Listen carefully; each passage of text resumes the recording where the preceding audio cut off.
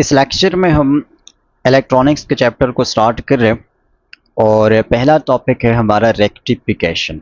तो रेक्टिफिकेशन पर बहुत सारे एमसीक्यूज़ की डिस्कशन करेंगे और कोशिश करेंगे कि इस टॉपिक को हर एंगल से हम कवर कर सके इस लेक्चर में।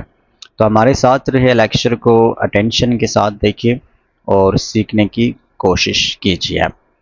चलिए स्टार्ट करते हैं। पहला क्वेश्चन है हमारा, the primary function of a rectifier is to convert. Rectifier एक डिवाइस होता है इलेक्ट्रॉनिक जो कि रेक्टिफिकेशन के लिए यूज़ होता है। और रेक्टिफिकेशन क्या है? ये एक प्रोसेस है जिसके थ्रू हम एसी यानी अल्टरनेटिंग करंट को कन्वर्ट करते हैं डायरेक्ट करंट में, और इसके लिए यूज़ होने वाले इंस्ट्रूमेंट को रेक्टिफायर कहते हैं। तो रेक्टिफायर का काम क्या है कि वो एसी को कन्वर्ट करता है डीसी में। ठीक है, यानी एसी इस तरह होता है, में पॉजिटिव और नेगेटिव दोनों साइकिल्स होते हैं।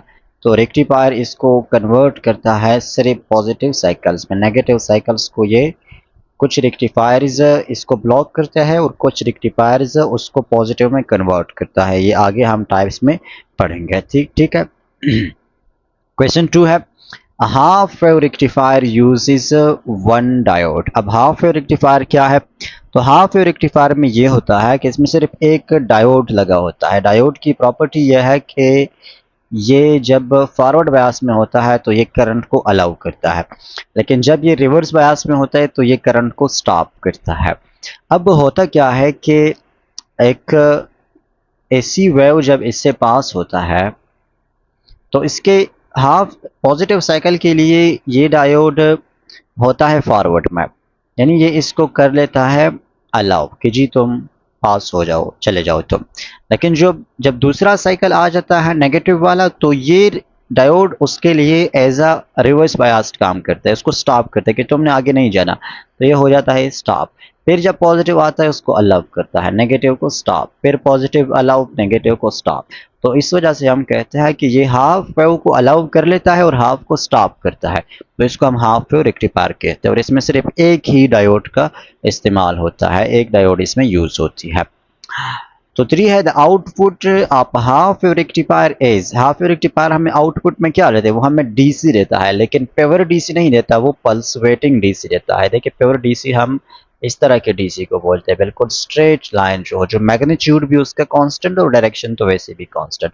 पल्सवेटिंग डीसी हम इस तरह डीसी को बोलते हैं। ये इसके मैग्नीट्यूड में चेंज आ रहा है बट इसका डायरेक्शन कांस्टेंट है। तो हाफ वेव रेक्टिफायर हो चाहे चाहे फुल वेव रेक्टिफायर हो, इन दोनों का जो आउटपुट होता है वो पल्सुएटिंग होता है। अब जितना इसमें ये पल्सुएशंस कम हो, ये चेंज इसमें कम हो, ये इसको हम रिपल्स कहते हैं। ये रिपल्स जितने कम हो तो हम कहते हैं कि द डीसी इज स्मूथर। तो फुल वेव में जो रिपल्स होते हैं वो थोड़े कम होते हैं, यानी वो स्मूथर होते हैं ज़्यादा। फुल वेव में जो रिपल्स है वो कम है, तो that is more smoother than the half wave. ठीक है, ये कुछ कंसेप्ट्स हैं। नेक्स्ट है, in half wave rectifier the output frequency is same as input frequency. यानी एक साइकिल उससे पास कर लेता है तो वन स्टॉप और वन को पास, ना उसके फ्रीक्वेंसी को इंक्रीज करते ना डिक्रीज करते। तो जितना इनपुट फ्रीक्वेंसी है उतना आउटपुट फ्रीक्वेंसी भी होगी सिर्फ हाफ वेव के लिए। 5 में फिर है, full wave rectifier can be made using a centre taped transformer and 2 diodes. देखिए फुल वेव रेक्टिफायर के फिर 2 टाइप्स है, एक centre tap transformer full wave rectifier और एक को हम कहते हैं ब्रिज रेक्टिफायर। तो ये दोनों फुल वेव रेक्टिफिकेशन करती है, यानी दोनों साइकिल्स को ये कन्वर्ट करती है इनटू पॉजिटिव साइकिल्स, या अलाउ करती है या उसको डीसी में कन्वर्ट करती है। तो जो ब्रिज है उसमें 4 डायोड्स यूज होते हैं और जो सेंटर टैप है तो उसमें 2 डायोड्स यूज होती है। लेकिन सेंटर टैप में 2 डायोड्स के साथ साथ एक ट्रांसफार्मर का भी इस्तेमाल किया जाता है जिसको सेंटर से हम डायोड्स के साथ कनेक्ट करते हैं, तो इस वजह से इसको कहते हैं centre tapped transformer rectifier. The main advantage of polar rectifier और half rectifier is, polar rectifier का जो एडवांटेज है वो क्या है? तो इसका एडवांटेज ये है कि वो दोनों साइकिल्स को अलाउ करता है। So it utilises both halves of the AC input cycle. Half way में क्या होता है? हाफ वेव में एक अलाउ एक स्टॉप, एक अलाउ एक स्टॉप। फुल वेव में क्या होता है, पॉजिटिव को अलाउ करता है, नेगेटिव को भी पॉजिटिव में कन्वर्ट करता है, फिर अलाउ फिर कन्वर्ट। तो ये किसी साइकिल को स्टॉप नहीं करता बल्कि सब के सबको अलाउ करता है। तो अब अगर सबको अलाउ करता है तो ये एक वेव को ये कन्वर्ट करता है दो पॉजिटिव साइकिल्स में, यानी इसकी फ्रिक्वेंसी को डबल करता है। तो फुल वेव रेक्टिफायर में जो आउटपुट फ्रिक्वेंसी होती है वो उन इनपुट फ्रिक्वेंसी के डबल होती है, और यही क्वेश्चन है कि output frequency of full wave rectifier is double the input frequency.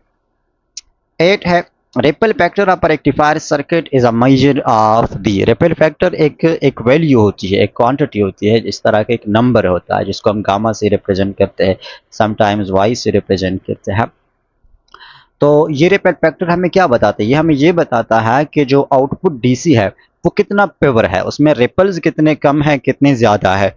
तो it measures the purity of the DC output. जितना इसकी वैल्यू कम होती है तो इसका मतलब है कि द डीसी एज यानी this is directly proportional to the purity of DC.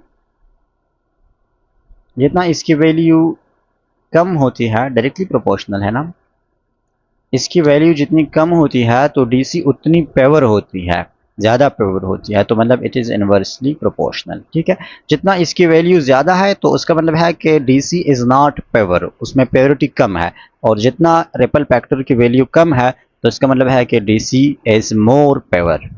ठीक है, तो इनवर्सली रिलेशन बन जाता है।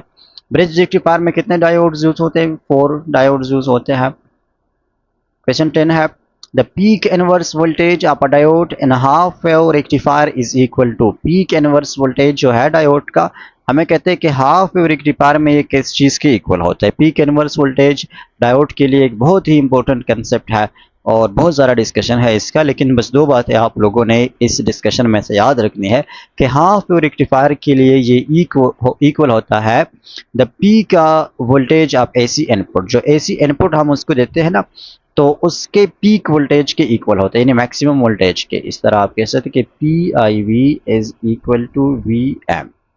ये हाफ वेव रेक्टिफायर के लिए है।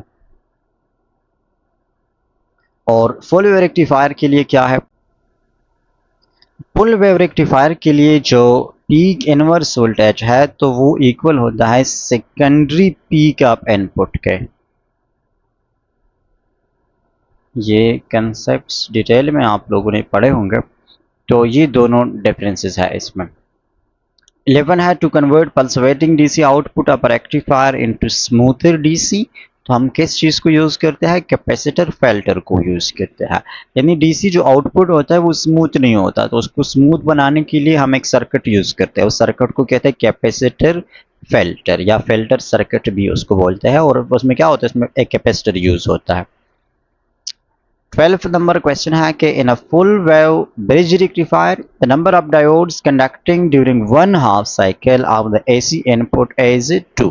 ब्रिज रेक्टिफायर में टोटल 4 डायोड्स यूज होता है, तो हर एक हाफ साइकिल में 2 डायोड्स जो है वो कंडक्ट करता है करंट को, और 2 डायोड्स उसको स्टॉप करते हैं। फिर नेक्स्ट हाफ साइकिल में क्या होता है, जो नेक्स्ट 2 डायोड्स है वो कंडक्ट करता है, और जो पहले 2 है तो वो उसको ब्लॉक करता है, और इसी तरीके से वो एसी इनपुट को आउटपुट डीसी आउटपुट में कन्वर्ट करता है। 13 है कि the input voltage of half rectifier is this. हमें इनपुट वोल्टेज का एक इक्वेशन गिवन है। तो average DC output voltage is very important concept. जो हम इनपुट प्रोवाइड करते हैं वोल्टेज, तो आउटपुट की वैल्यू हमने कैसे फाइंड करनी है, very very important. Half wave rectifier के लिए जो एवरेज डीसी आउटपुट है तो वो इक्वल होता है मैक्सिमम वोल्टेज के इनपुट डिवाइडेड बाय पाई। ये फॉर्मूला याद रखें, यानी मैक्सिमम इनपुट वोल्टेज को पाई पे डिवाइड करना है। फुल वेव रेक्टिफायर के लिए, ये हाफ वेव के लिए, फुल वेव रेक्टिफायर के लिए जो एवरेज डीसी आउटपुट है तो वो इक्वल है 2 times off peak voltage input divided by pi. This is important. अब इस इक्वेशन के अकॉर्डिंग जो मैक्सिमम वोल्टेज है वो क्या है, वो 100 वोल्ट है ना यहाँ से यानी ये जो फार्मूला है तो इसमें ये this is equal to V T is equal to V M peak voltage N to sine omega T. तो इसके साथ कंपेयर करके जो पीक वोल्टेज की वैल्यू है वो 100 वोल्ट है। इसको डिवाइड करें पाई पे, तो 100 volt divide by pi, you will get the answer around 31 point something. So this is option C, 31.8 volt. 14 have the peak inverse voltage for a diode in full wave bridge rectifier is approximately equal to। जब full wave bridge rectifier है तो उसमें peak inverse voltage किस चीज के equal होता है, वो इक्वल होता है the peak secondary voltage, secondary voltage के peak के इक्वल होता है। और 15 लास्ट क्वेश्चन है हमारा, the ripple frequency of a full wave rectifier is 100 hertz, the input AC frequency must have been. अगर फुल वेव रेक्टिफायर हमें आउटपुट 100 हर्ट्ज फ्रीक्वेंसी दे रहे, तो इसका मतलब क्या है कि इनपुट फ्रीक्वेंसी कितनी होगी, तो इनपुट फ्रीक्वेंसी हाफ होगी, क्योंकि जो फुल वेव रेक्टिफायर है इसमें आउटपुट फ्रीक्वेंसी वो इक्वल होती है 2 टाइम्स ऑफ इनपुट फ्रीक्वेंसी। तो अगर आउटपुट 100 है, इसका मतलब है कि इनपुट फ्रीक्वेंसी वो 50 हर्ट्ज है।